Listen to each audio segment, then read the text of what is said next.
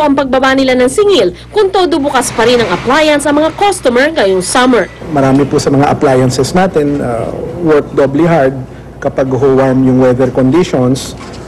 In addition po doon, mas marami hong members ng households ang nasa tahanan pag panahon ng bakasyon. Kung maaari mag-observe tayo ng mga energy efficiency tips during this time of the year. Para sa unang balita, Sandra Aguinaldo reporting. Dagdag na 75 piso sa sahod ng mga minimum wage earners sa Metro Manila, formal ng hiniling ng QCP. Nangako naman ang Regional Tripartite Wages and Productivity Board na pag-aaralan ng petisyon. Narito ang report ni Jam Sisante. Wala mga asawa at anak, may mga kapatid namang pinag-aaral ang construction worker na si Roel. Kaya naman ang 250 pesos kada araw niyang sahod, talaga naman daw bitin na bitin. Tataasan pa nila yung mga ganyan, yung mga bilihin, diba? Eh, paano naman yung matitira sa mga sinisweldo namin? Paano naman yung maiiwan sa pamilya namin? Kung tutuusin, 404 pesos ang minimum na arawang sahod ng mga nagkatrabaho sa Metro Manila. Pag pinagsama-sama yan sa isang buwan, aabot ng 8,888 pesos ang kikitain ng isang minimum wage earner. Sa datos ng NSCB, kailangan kumita ng 8,251 pesos ang isang pamilyang may 5 miyembro para di sila ituring na mahirap. Pero ang mga numerong yan, taong 2009 pa. Paano na kaya ngayong 2011? Kaya naman naghain ng Trade Union Congress of the Philippines o TUCP ng petisyon para dagdagan pa ng 75 pesos ang minimum wage sa Metro Manila. Marami pong basihan ito. Yung petroleum, yung gas, yung mga pamasahe, yung mga pangunahing bilihin.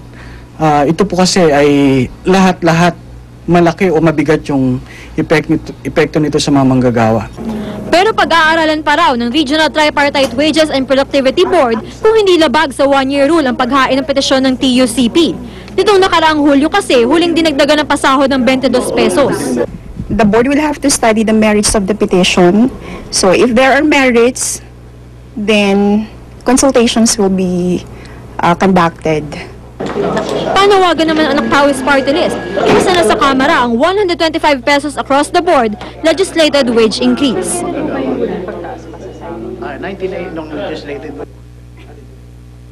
Mahigit 300 OFW galing Libya ang nagbalik bansa kanina madaling araw at tulad ng mga naunang batch, baon nila ikwento ng kanilang hirap sa paglikas.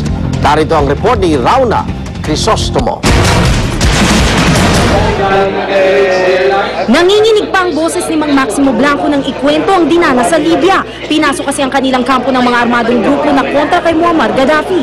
Isa si Blanco sa mga nagtatrabaho sa mga proyekto ni Gaddafi kaya niransak raw ng mga armadong grupo ang lahat ng mapapakinabangang gamit pati pagkain. Paglusob sa amin ng mga Libyano na terorista na rebel against kay Gaddafi, alas 2 ng kanya ng umaga. Pinagpapasok yung mga barak sa amin, sinira yung mga gamit. Tatakbo-takbo kami kasi wala kami magagawa dahil nandun kami sa lugar na napakadelikado. Noong kami umalis daw sa brega, pagkalikas namin, nagkaroon na ho ng bakbakan. Kaya napakaswerte ho namin na kami nakalis. Ligtas mang nakauwi sa bansa, malungkot pa rin ang mga kasamahan ng OFW na si Leonilio Teodoso. Namatay daw kasi si Teodoso sa aksidente sa trabaho habang sumisiklab ang gulo sa Libya. Ang masakit, hindi raw nila naiuwi ang bangkay nito. Naawa kami sa kasama namin nga naiwan doon sa Jalo. Gusto nga namin isakay sa kuwan namin sa barko. Gusto namin isama dahil kasamahan namin yung kaawa talaga yun. Napumunta na ako sa kampo, natulog. So yung bandang alas 8 na-discrash na daw, sabi. So nung gumising ako ng alas 11, nagulat talaga ako, may na-discrash daw, sabi nila.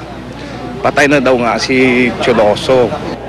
Pasado alas 12 ng ating gabi, sunod-sunod namang dumating ang mahigit 300 OFW sakay ng 3 eroplano. Sa kabuuan, nasa halos 5,000 Pilipino na ang naiuwi sa bansa mula nang magsimula ang voluntary repatriation sa Libya. Kabilang mga naisakay sa MV Ionian Queen mula Benghazi at inatid sa isla ng Crete sa Greece. Sinundo rin ng Ionian Queen ang mga naipit nating kababayan sa Tripoli. Ayon sa DFA, di pa rin daw sapilitan ng paglilikas sa mga Pilipino sa Libya. Sa kabilayan ng pag-angat sa alert level 4 sa sitwasyon doon. Pero ang ginagawa raw ngayon, nagpapadala na ng tao sa mga kritikal na lugar para magsagawa ng rescue operations. Para sa unang balita, Rauna Crisostomo reporting. Kaugnay ng hinihinging bus fare hike sa Metro Manila, makakusap natin si Claire De La Fuente, Presidente ng Integrated Metro Bus Operators Association o IMBOA. Claire, good morning. Good morning. Magkano yung posibleng ibawas dun sa hihilingin yung dagdag pasahe sana sa aircon bus? Wala naman akong sinasabi na pwedeng buwasin yun. Ang sinasabi ko lang na sana kung magkakaroon ng mas malapit na fare structure yung MRT sa mga buses, sabi ko ganun, syempre, pwede namin consider na nabawasan din yung hinihingi namin. Yun nga, di babawasan. Ikaw talaga.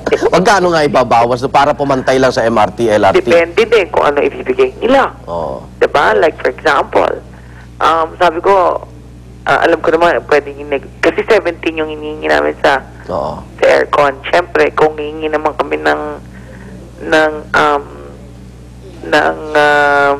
malayong malayo, mahirap din naman para sa amin.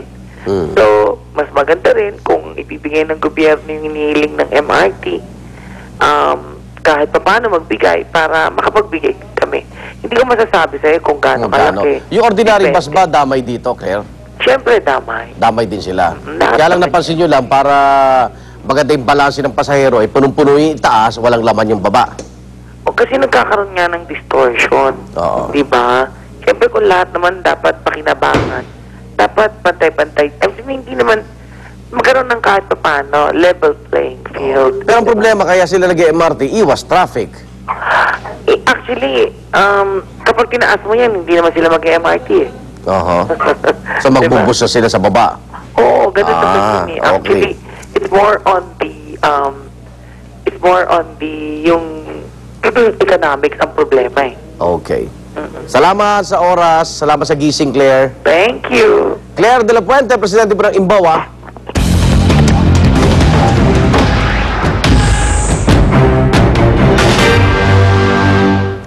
Ombudsman Merceditas Gutierrez hindi sisipot sa hearing ng House Committee on Justice sa impeachment complaint laban sa kanya ngayong araw. Tiniyak naman ni Committee Chairman Neil Tupas Jr. na magiging patas siya sa paghawak sa pagdinig. Narito ang report.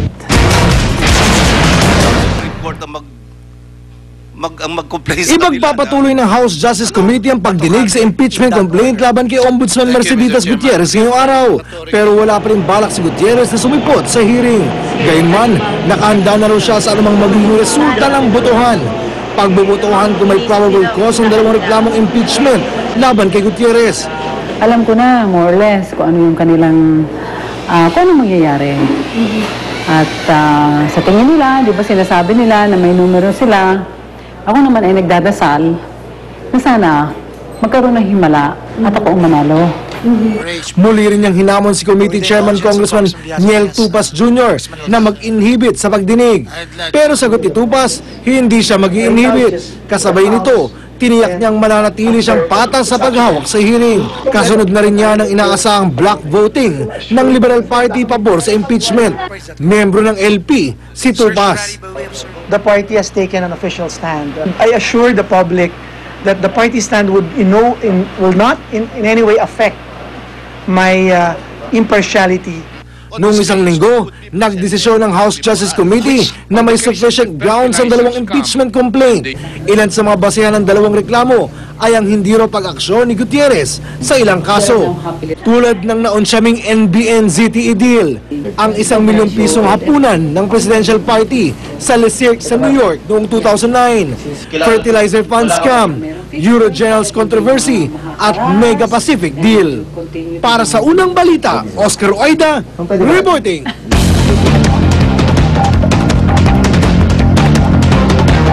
Isang rider patay habang sugatan naman ang kanyang angkas matapos pumailalim sa bus ang kanilang motorsiklo sa Commonwealth Avenue, Quezon City. Ang report mula kay Cedric Castillo.